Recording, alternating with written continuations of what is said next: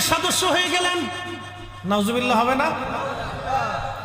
খোদারই পয়গম্বর বহু বছর ধরে তার স্ত্রীকে দাওয়াত দিলেন, বোঝানোর চেষ্টা করলেন, কিন্তু বুঝে না। অথচ তার 11টা সন্তান আল্লাহ দিলেন, তারপরও সে সমকামীদের সদস্য হয়ে গেল। লূত আলাইহিস সালাম খোদার গজব আসবে। লূত আলাইহিস সালামের বাড়িতে হযরত জিবরাইল আলাইহিস সালামের নেতৃত্বে ফেরেশতারা উপস্থিত হয়ে গেলেন।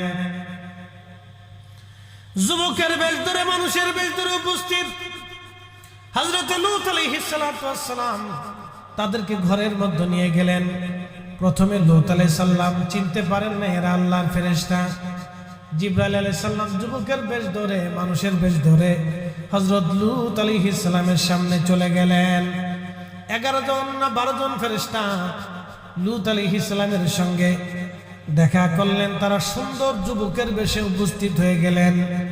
যখন যুবকের বেশে উপস্থিত, তখন লূত আলাইহিস সালামের স্ত্রী চিন্তা করলেন, আমার বাড়িতে 12 জন যুবক আসছে সুন্দর, আমার সমকামী যারা আছে তাদেরকে সংবাদটা দিয়ে আসি।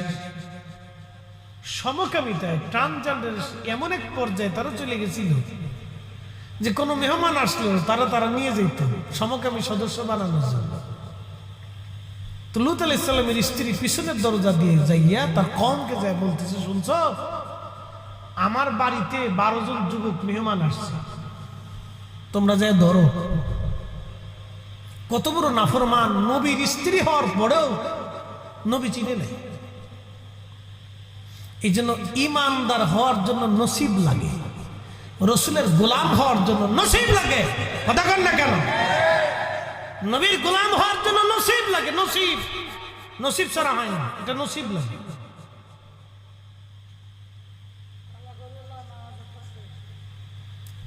কথা কইস না, চুপ থাকতে।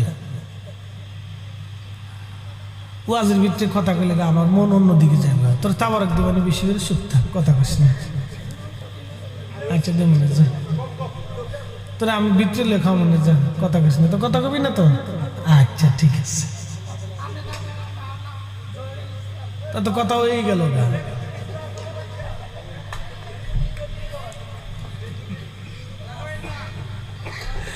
একটু ধরে শুয়ে পড়ি। আল্লাহুম্মা সাল্লি আলা সাইয়্যিদিনা মাওলানা ওয়া আলা আলি সাইয়্যিদিনা।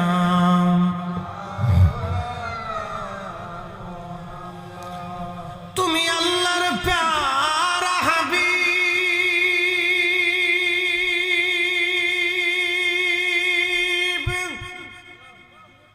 তোমার তুলনা নাই কেউ আর, তোমার মতো আকাশ ভ্রমণ করে নাই কোনো পয়গম্বর। আল্লাহুম্মা জবান খুলে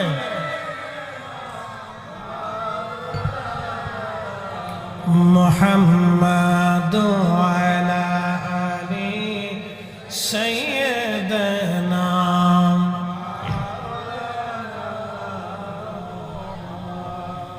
কুমিল্লার মুসলমান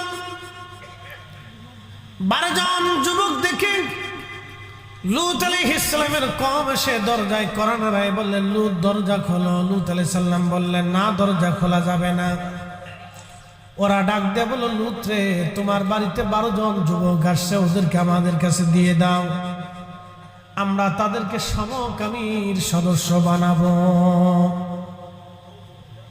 চিন্তা করতে পারছে কতটা জাতি অন্ধকারে নিমজ্জিত হয়ে গেছে। হাজরাতে লূত বললেন, না, তা হবে না, আমার মেহমান, মেহমান আমার বাড়ি থেকে তোমাদের কাছে কোনো মতে যেতে পারে না। আমার জীবন থাকতে আমি আমার মেহমানকে কষ্ট দিতে পারবো না। নবীজির আদর্শ হলো, আপনার বাড়িতে যদি কোনো মেহমান আসে তাকে সর্বোচ্চ নিরাপত্তা আপনাকে দেওয়া লাগবে। সে যদি হিন্দু হয়, বৌদ্ধ হয়, কাফের হয়, তারপরও মেহমান যদি আপনার বাড়িতে হয় তাকে নিরাপত্তা দিতে হবে, তাকে সম্মান করতে হবে,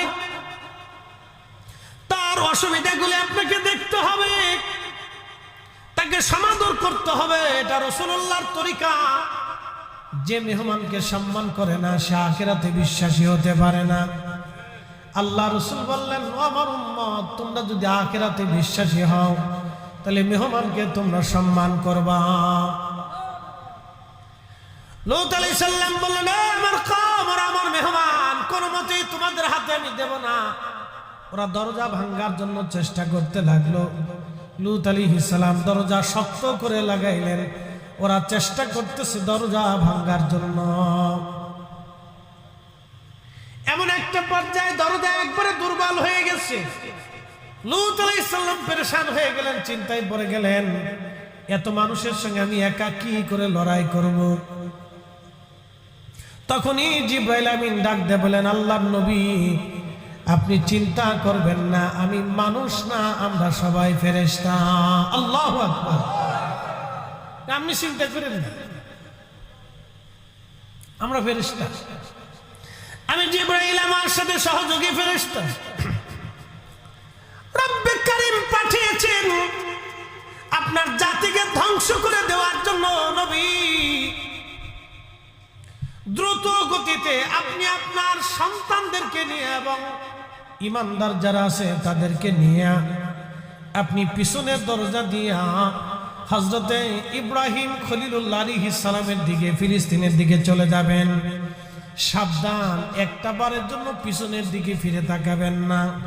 আর আপনার স্ত্রীকে সঙ্গে নেবেন না, সেও শাস্তির আওতার মধ্যে পড়ে গেছে, কারণ সেও ট্রান্সজেন্ডার সমকামিতার সদস্য।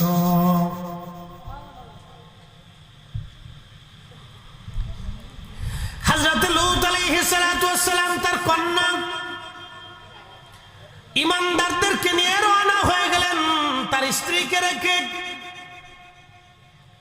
জিবরাইল বললেন, হুজুর, একটা বারের জন্য পিছনে আপনি তাকাবেন না, সোজাসুজি আল্লাহর খলিল ইব্রাহিম আলাইহিস সালাম আপনার চাচার কাছে আপনি চলে যাবেন।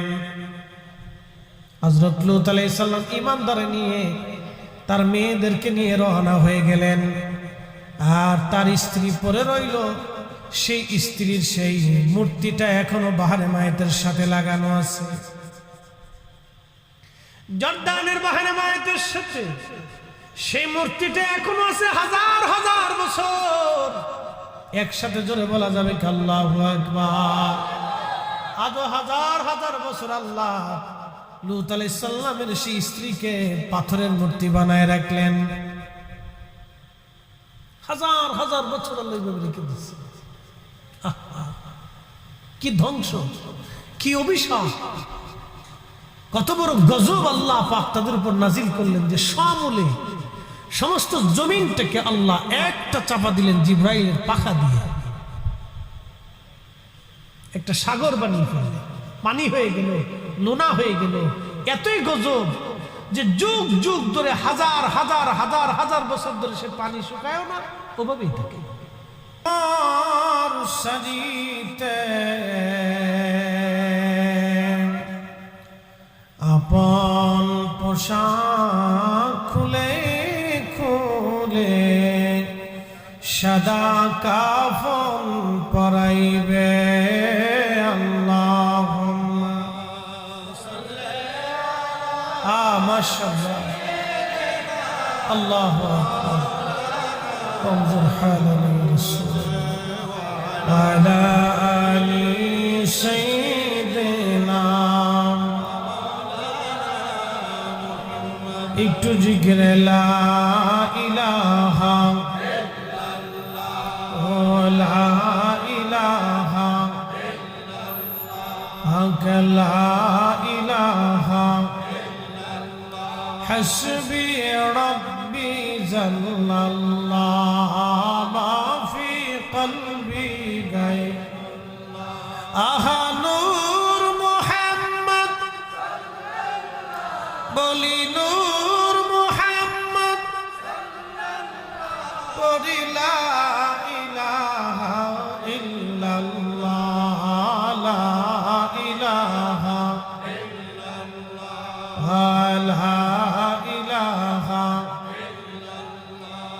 বিকা লা ইলাহা আল্লাহ আল্লাহ আল্লাহ আল্লাহ আল্লাহ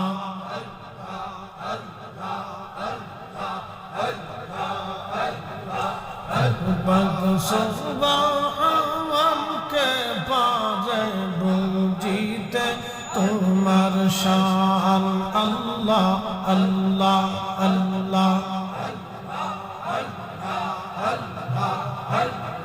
জিন্দাকে মারিতে পারো জিন্দাকে মারিতে পারো মরার পারো দিতে জানকে পারে বুঝিতে তোমার শান আল্লাহ আল্লাহ আল্লাহ আল্লাহ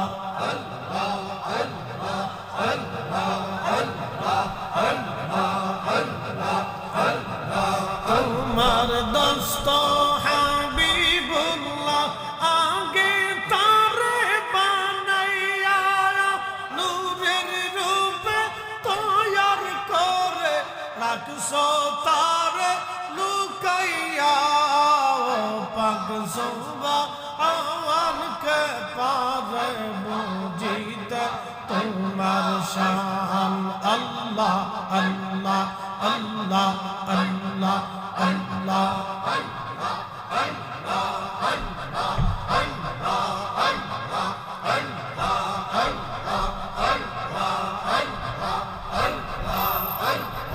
জিন্দাকে মারিতে পারো জিন্দাকে মারিতে পারো মরার পারো দিতে জাগাকে পারে জিতে তোমার শান আল্লাহ আল্লাহ আল্লাহ আল্লাহ আল্লাহ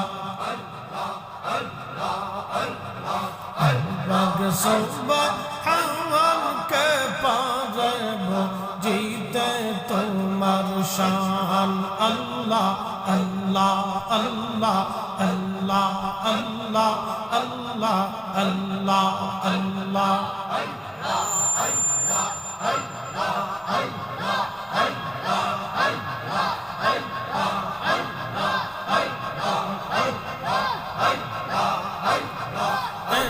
কে লক্ষ 24,000 পয়গম্বর বানাইয়া তোমার দোস্ত হাবিবুল্লাহ রাখছো তারে লুকাইয়া এক লক্ষ 24,000 পয়গম্বর বানাইয়া তোমার দোস্ত হাবিবুল্লাহ রাখছো তারে লুকাইয়া পাক সুবহান কে পারে জিতে তোমার শান আল্লাহ আল্লাহ আল্লাহ আল্লাহ আল্লাহ আল্লাহ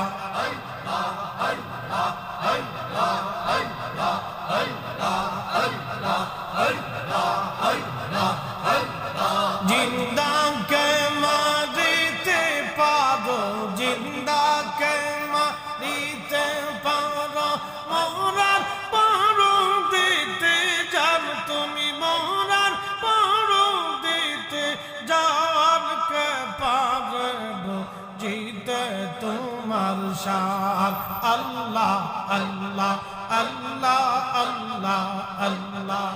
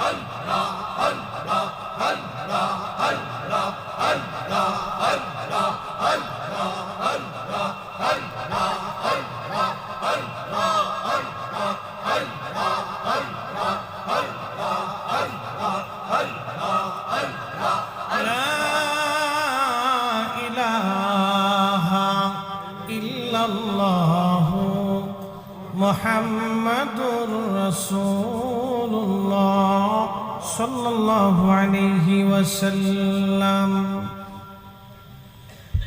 মহাপবিত্র ঈদ মিলাদুন নবী সাল্লাল্লাহু আলাইহি ওয়াসাল্লাম উদযাপন উপলক্ষে কবরবাসীদের রূহের মাগফিরাত কামনায় নবম বার্ষিক ওয়াজ মাহফিলের সম্মানিত প্রধান অতিথি জনাব মামুন রশিদ মামুন সাহেব, সম্মানিত অতিথিবৃন্দ, সম্মানিত সভাপতি জনাব আমজাদ হোসেন ভূঁইয়া সাহেব, মাহফিল পরিচালক হাফেজ মাওলানা মুফতি আব্দুল কাদের আল কাদরি সাহেব, মাহফিল যিনি আপনাদেরকে দাওয়াত করেছেন বিশিষ্ট ইসলামিক চিন্তাবিদ, আপনাদের এলাকার কৃতি সন্তান হযরত আল্লামা মাওলানা আব্দুল কুদ্দুস আল কাদরি সাহেব মাদ্দাজিল্লাহুল আলী, আজকের যিনি প্রধান আকর্ষণ বিশিষ্ট ইসলামিক চিন্তাবিদ উস্তাদুল আসাতিজা মুফতি আজম রফিকুল ইসলাম হেলালি সাহেব মাদ্দাজিল্লাহুল আলী। সম্মান কথা ঠিক কিনা? এই নসরাইল এলাকার ভিতরে বহু মানুষ আছে, সবাই কি আজকে মাহফিলে আসতে পারছে? সবাই কি পারবে? দাওয়াত কিন্তু অনেকেই পাইছে, কিন্তু সবার পক্ষে সুযোগ হয়নি। আল্লাহ আপনাকে এবং আমাকে কবুল করছেন, এজন্য আমরা আসতে পারছি। বর্তমান পৃথিবীতে মানুষ আছে 800 কোটি, মুসলমান আছে মাত্র 200 কোটি, বাকি 600 কোটি আল্লাহকে আল্লাহ বলে স্বীকার করে। আমাদের পেয়ারা রসুলকে আখিরি নবী বা নবী হিসেবে মানে না। একটু মনোযোগ দিবেন, এত মানুষের ভিতরে 200 কোটিকে আল্লাহ মনোনীত করেছেন। এই 200 কোটির ভিতরে কিন্তু সবাই ওলি আল্লাহ না। কোটি মানুষের ভিতরে, লক্ষ মানুষের ভিতরে হয়তো আল্লাহ একজনকে পছন্দ করেছেন।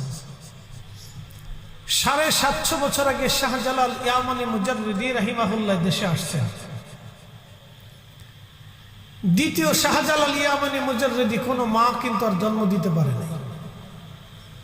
কথা বুঝেন নাই মনে হয়, আবার বুঝাইতেছি। 750 বছর আগে শাহজালাল ইয়ামানি মুজাররিদি রাহমাতুল্লাহ আলাইহি দেশে আসছেন। দ্বিতীয় শাহজালাল ইয়ামানি মুজাররিদি রাহমাতুল্লাহ আলাইহি কোনো মা আর দ্বিতীয়ভাবে জন্ম দিতে পারবে?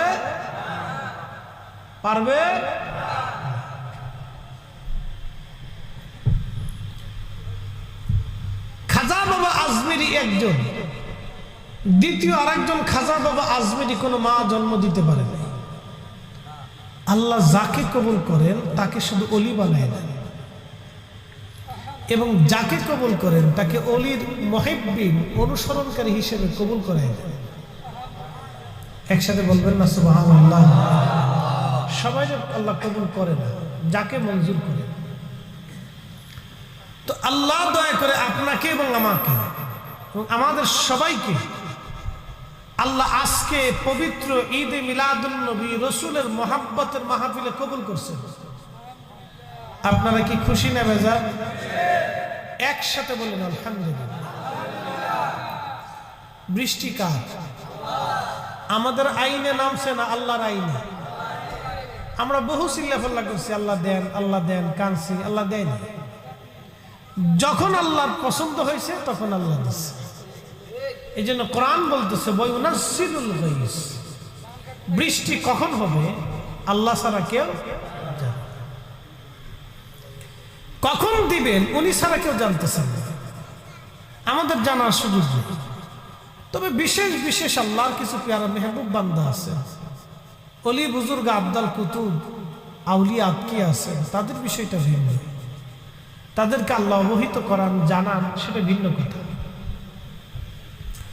তো প্রিয় উপস্থিতি, এই যে রব্বে করিম সারা পৃথিবীটা সাজাইছেন, এটাকে বসবাস উপযোগী করছেন। আমার দিকে তাকাবে, মহাশূন্য থেকে যখন পৃথিবী দেখা যায় তখন এই পৃথিবীটা একটা বিন্দুর মতো দেখা যায়। বিন্দু বোঝায় আপনাদেরকে, রয়ের নিচে একটা ফুটা দেয় না মানুষ, কলমের একটা ফুটা, এই কলমের ফুটাটা যতটুকু মহাশূন্য থেকে পৃথিবীটা ওই রকম বিন্দুর মতো দেখা যায়। তাও খালি চোখে না, টেলিস্কোপ। একসাথে বলা যাবে আল্লাহু আকবার। আর খালি চোখে পৃথিবী নামক এই গ্রহ এর দেখাই যায় না, এটা তালের ভিতরই থাকে না, আওতার ভিতরই নেই। তাহলে চিন্তা করেন তো আমরা কত বড় পৃথিবীতে বাস করি। এই পৃথিবীর জমি নিয়ে, ক্ষমতা নিয়ে, অর্থ নিয়ে, বংশ নিয়ে, জ্ঞান নিয়ে, মেধা নিয়ে, বাড়ি নিয়ে, বউ নিয়ে, জমি নিয়ে, গরু নিয়ে, ছাগল নিয়ে, ভেড়া লইয়া, মুরগা লইয়া, ডিম লইয়া, সামিস লইয়া, গম লইয়া, ধান লইয়া, ফিডে ফিডি, মারামারি, কাটাকাটি, অশান্তি, বিশৃঙ্খলা, বিয়ে নিয়ে, আত্মীয়তা নিয়ে, এইগুলি নিয়ে প্রত্যেক দিন কামড়াকামড়ি চলতেছে। বুঝতে পারছেন? অথচ পৃথিবীটা মহাশূন্য থেকে একটা বিন্দুর মতো দেখা যায়। তাহলে আল্লাহর কাছে কতটুকু এটা কিচ্ছু না। কিন্তু এই মানব জাতিকে আল্লাহ তাম সৃষ্টির ভিতরে একটা সম্মান দিয়েছে। কোরআন এইভাবে বলতেছে, কুনতুম খায়রা উম্মাতিন উখরিজাত লিন-নাসি তা'মুরুনা বিল মা'রুফ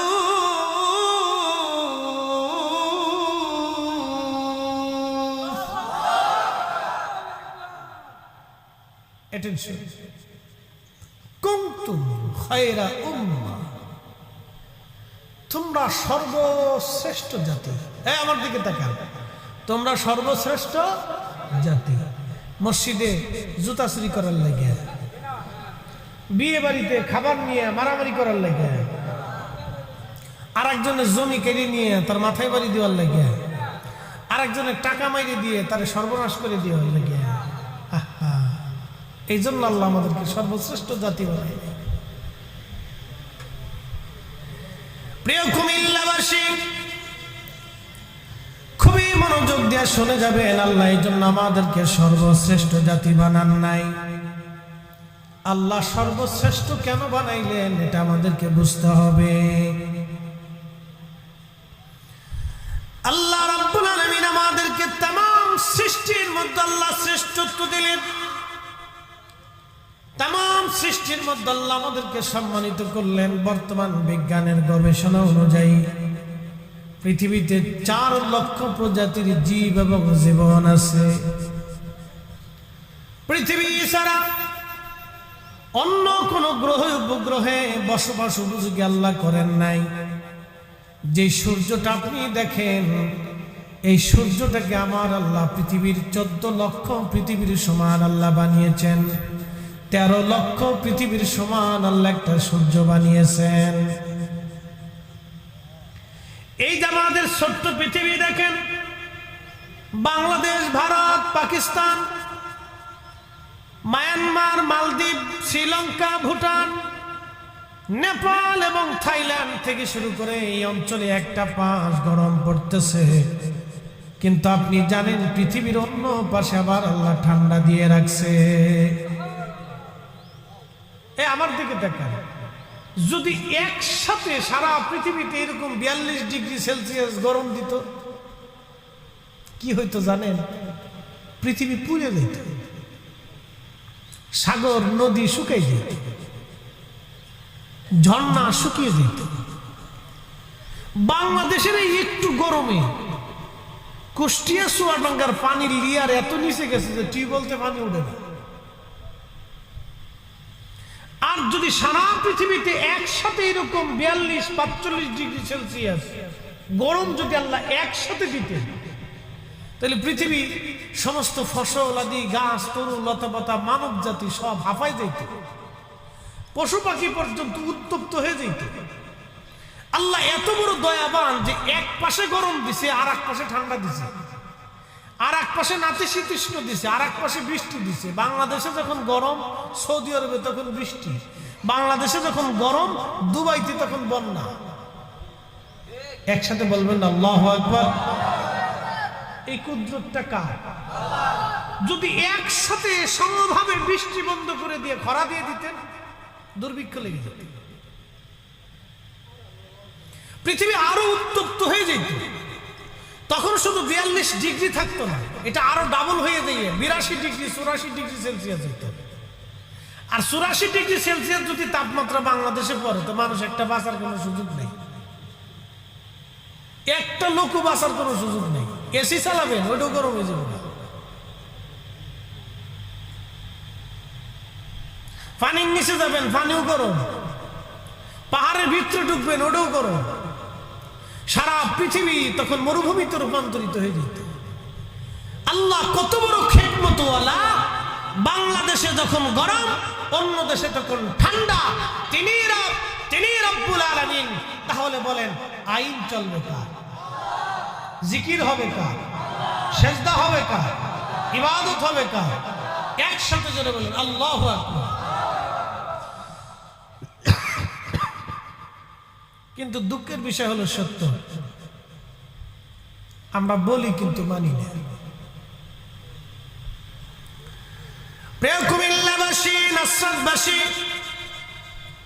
নাসাইল এলাকার মুসলমান, খুব মনোযোগ দিয়ে শুনে যাবেন।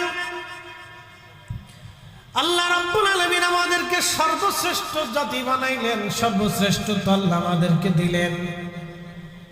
আল্লাহ সম্মান আমাদেরকে দিলেন, মর্যাদা আল্লাহ দিলেন। কেন দিলেন? আমরা মানুষ আল্লাহ বানাইছেন।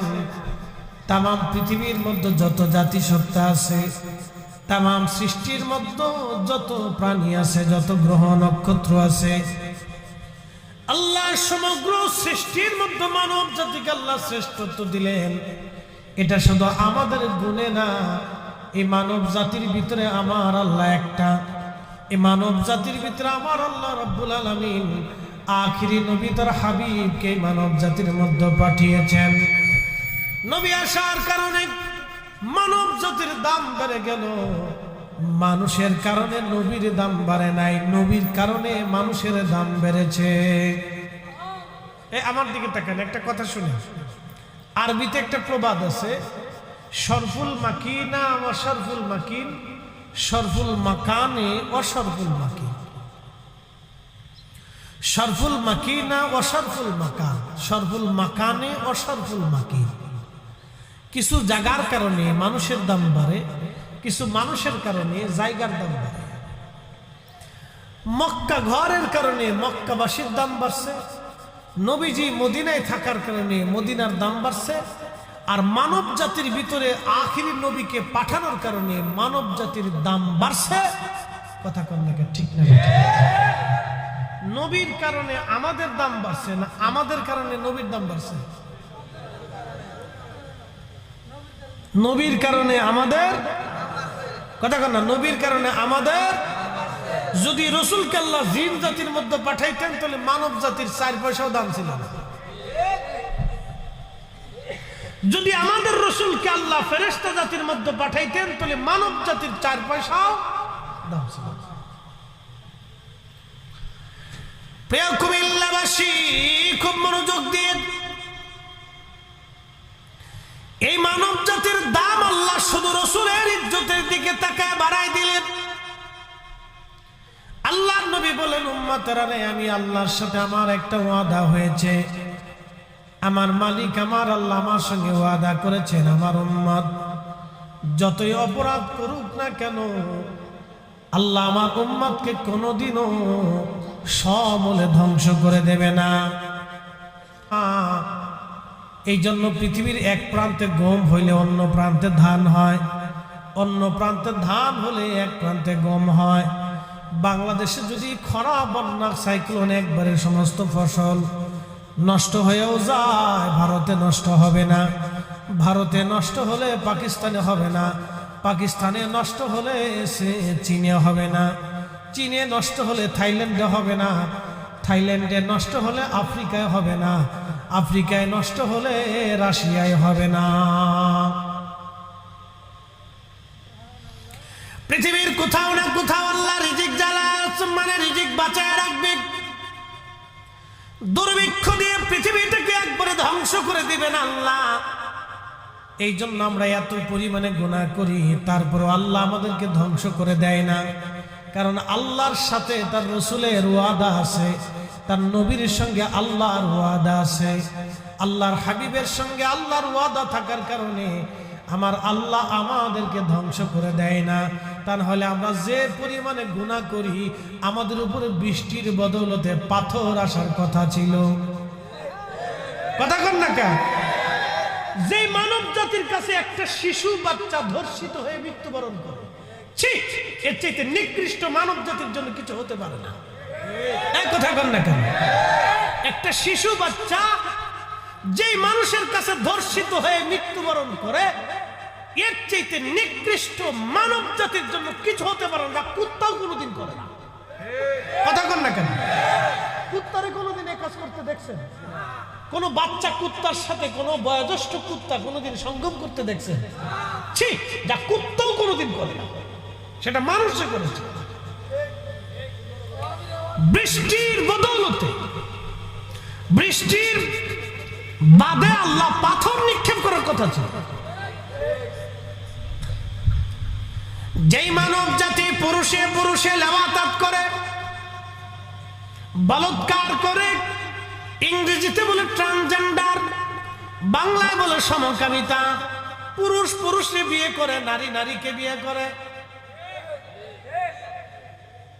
আপনি নাউজুবিল্লাহ বলতেছেন, এরা আন্দোলন করে। ভারতে কয়েক লক্ষ লোক আন্দোলন করছে যে আমরা অধিকার চাই। এটার কি অধিকার দিবে? ও না না, মুনাফিক না, এদের সবকটা সমকামী যা আছে সারা পৃথিবীর থেকে ধরে নিয়ে এদেরকে একটা দ্বীপের মধ্যে পাঠাই দেওয়ার দরকার, যে তোরা তোদেরকে আলাদা দেশ দিয়ে দিলাম, তোরা ওইখানে থাকবি, ওইখানে খাবি, ওইখানে দেশ গঠন করবি। 50 বছর পরে ওগার আর খুঁজে পাওয়া যাবে না, কারণ এটা তো জন্ম হওয়ার কোনো সুযোগ নাই। কথা কন না কেন? এগুলো গজব গজব। মানব জাতি কতটা নিচু স্বভাবের হলে, কতটা অসুস্থ মস্তিষ্কের হলে যে পুরুষে পুরুষে অকাম করবে, তার জন্য অধিকার চায়। কুত্তাও মাঝে মধ্যে চিন্তা করে যে আমরা তো কুত্তা ওই ভালো হয়েছি, তোরা মানুষের লিখে। আপনি একটু চিন্তা করেন তো কতটা অসুস্থ।